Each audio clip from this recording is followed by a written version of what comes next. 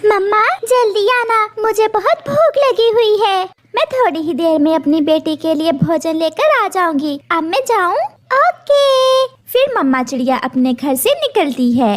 रास्ते में चिड़िया को कालू कौवा मिल जाता है। चिड़िया चिड़िया कहाँ जा रही हो? कालू भैया, मैं भोजन लेने जा रही हूँ, अपने लिए और अपनी बेटी के लिए। चिड़िया, मेरी पत्नी गौरी भी भूखी है, चलो हम एक साथ जाते हैं। फिर कौवा और चिड़िया भोजन की खोज में एक साथ निकल जाते हैं। वो थोड़ी ही दूर जाते हैं कि उन्हें किसी के रोने की आवाज सुनाई देती है। कोई मेरी मदद करे, कोई मेरी मदद करे, मैं मुश्किल में हूँ। चिड़िया और कौवा पेड़ को रोता हुआ देखकर वहाँ आते हैं। पेड़ भैया, क्या हुआ? आप क्यों मदद की गुहार लगा रहे हैं? चिड़िया, मेरी जड़ें जमीन से बाहर आ गई हैं, इसलिए मुझे जमीन से पानी लेने में बहुत मुश्किल हो रही है। आप थोड़ी मिट्टी मेरी जड़ों पर डाल दें। चिड़िया, समय थोड़ा है, हमें अभी भोजन भी ढूंढना है। छोड़ो इस बूढ़े पेड़ को, चलो हम आगे बढ़ते हैं। कौवे भैया, आप मेरी मदद करें और हम मिलकर इस पेड़ की जड़ों पर मिट्टी डाल देते हैं। मुझे पहले ही मालूम था तुम मेरा समय जाया करोगी। मैं तो चला भोजन लेने, ऐसे नेकी के कामों में तुम ही अपना समय जाया करो। कालू कौवा ऐसा कहते हुए वहाँ से चला जाता है। चिड़िया अकेली ही उस पेड़ की जड़ों पर मिट्टी डालने लगती है। उस काम में उसे काफी टाइम लग जाता है। ले पेड़ भैया, अब आप खुश हैं? चिड़िया, आपने मेरी मदद की, मेरी जान बचाई, आपका धन्यवाद। अब मैं जाती हूँ पेड़ भैया, मेरी बेटी मेरा इंतजार कर रही होगी, वो बहुत भूखी है। चिड़िया रानी, अपनी आंखें बंद करो और अपनी नेकी का इनाम लेती जाओ। चिड़िया अपनी आंखें बंद करती है और वो बड़ा पेड़ चिड़िया को ढेर सारे फल दे देता है। इतने सारे फल ये कहाँ से आए? ये आपकी नेकी का इनाम है। अब आप जाएं, ये फल खुद भी खाएं और अपनी बेटी को भी दें। चिड़िया खुशी खुशी वो फल लेकर चली जाती है। शाम हो जाती है। कालू कौवा भी चनों के दाने लेकर घर आ जाता है। कालू, बहुत देर कर दी तुमने, मैं कब से भूखी बैठी हूँ। वो छोटी चिड़िया ने मेरा समय जाया किया, रास्ते में एक पेड़ की मदद करने लग गई थी वो। फिर तो उस चिड़िया को आज भोजन भी नहीं मिला होगा, भूखी होगी वो। हाँ, तुम ये भोजन खा लो, फिर हम जाकर चिड़िया को तंग करते हैं। गौरी और कालू वो दाने खा लेते हैं और फिर वो दोनों पति पत्नी चिड़िया के घर जाते हैं। चिड़िया और उसकी बेटी बैठी मीठे मीठे फल खा रही थीं। कालू, तुमने तो कहा था कि चिड़िया भूखी होगी, ये तो मीठे फल खा रही है। चिड़िया, सच सच बताओ, तुमने ये मीठे फल कहाँ से लिए? ये मीठे फल मुझे उसी दयालु पेड़ ने दिए जिसकी जड़ों पर मैंने मिट्टी डाली थी। ये सुनकर कालू कौवा बहुत हैरान होता है। गौरी, चलो मेरे साथ, मुझे एक काम याद आ गया है। कालू कौवा गौरी को साथ लेकर वहाँ से चला जाता है। वो थोड़ी दूर जाकर बैठ जाते हैं। अगर वो पेड़ चिड़िया को मीठे फल दे सकता है तो हमें क्यों नहीं? मैं सब समझ गई। पति जी, चलो हम भी जाते हैं उस बड़े पेड़ के पास। ऐसे वो दोनों लालची कौवी और कौवा बड़े पेड़ के पास जाते हैं। बड़े पेड़, हमें भी मीठे फल दो। चिड़िया ने मेरी जड़ों पर मिट्टी डाली थी, मगर तुमने मेरी मदद नहीं की, इसलिए मैंने मीठे फल चिड़िया को दे दिए। तो हम भी तुम्हारी जड़ों पर मिट्टी डाल देते हैं। नहीं, अब मेरी जड़ें सुरक्षित हैं, तो हम तुम्हारी जड़ों से मिट्टी हटा देते हैं। फिर तो दोगे ना हमें मीठा फल? ये सुनकर वो पेड़ डर जाता है। ना कौवा, ऐसा ना करना। मगर कौवा पेड़ की जड़ों से मिट्टी हटाने लगता है। रुको रुको कौवा, अपनी आंखें बंद करो।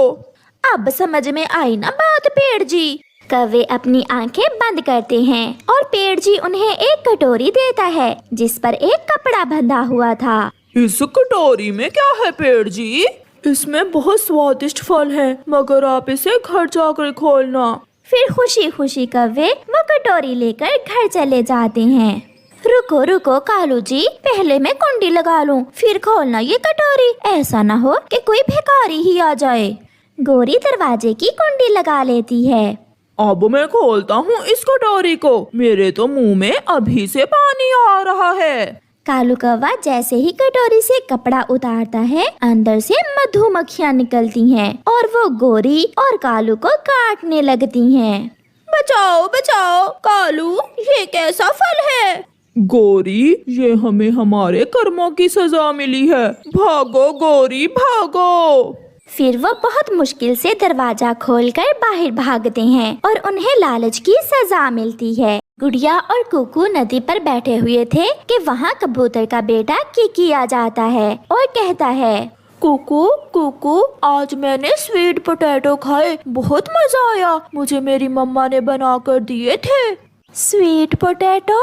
वो क्या चीज होती है? मैंने तो पहले कभी नहीं खाई कोई ऐसी चीज। हम भी खाएं? चले कुकू भाई, हम भी मम्मा से जाकर कहते हैं कि हमें भी स्वीट पोटैटो दें। फिर गुड़िया और कुकू जल्दी से अपने घर चले जाते हैं। घर जाकर वो अपनी मम्मा से कहते हैं, मम्मा स्वीट पोटैटो क्या चीज होती है? हमें भी खाना है स्वीट पोटैटो। मम्मा, किकी ने बताया कि आज उसने स्वीट पोटैटो खाए थे। बच्चों, स्वीट पोटैटो एक आलू की तरह की ही चीज होती है। उसे पानी में उबालकर या फिर आग में भूनकर खाते हैं। स्वीट पोटैटो सच में बहुत स्वादिष्ट होते हैं। मम्मा, हम भी खाएंगे। तो फिर कल सुबह हम आपकी नानो के पास जाएंगे। आपकी नानो के घर के पास ही स्वीट पोटैटो की बेल है। अपनी नानो का सुनकर बच्चे बहुत खुश हो जाते हैं। नानो पास? नानो पास? फिर तो बहुत मजा आएगा। रात को बच्चे जल्द ही सो जाते हैं। आज रात वो अपनी मम्मा को जरा तंग नहीं करते। सुबह हो जाती है, बच्चे उठ जाते हैं और वो सब नानो पास जाने की तैयारी करते हैं। मम्मा कुछ जरूरी सामान साथ लेती है और वो सब अपने घर से निकलते हैं। बच्चे अपनी मम्मा के आगे आगे उड़ रहे थे। वो बहुत खुश थे। वो जल्द ही दूसरे जंगल नानो के घर पहुंच जाते हैं। माँ, बच्चे शकरकंदी खाने की बहुत जिद कर रहे थे और मैं इन्हें आपके पास ले आई।